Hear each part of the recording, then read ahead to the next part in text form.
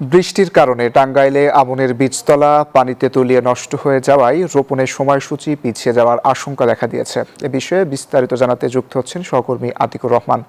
আতিক, কি পরিমাণ ক্ষয়ক্ষতি হয়েছে এবং ক্ষয়ক্ষতি নিয়ে কি বলছেন কৃষকরা?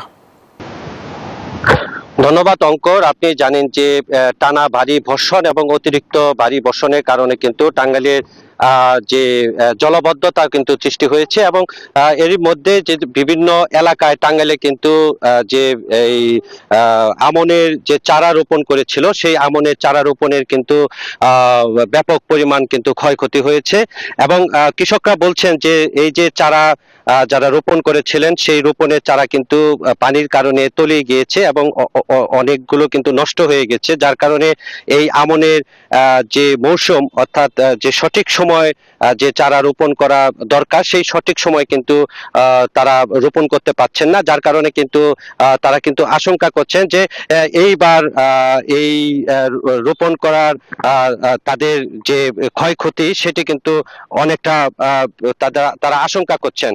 সবকিছু মিলিয়ে বলা চলে যে এবারের ভারী টানা বর্ষণের কারণে কিন্তু ব্যাপক ফসলের ক্ষয়ক্ষতি রয়েছে। এই ছিল আমার কাছে সর্বশেষ অঙ্কর। আতিক, আপনাকে ধন্যবাদ।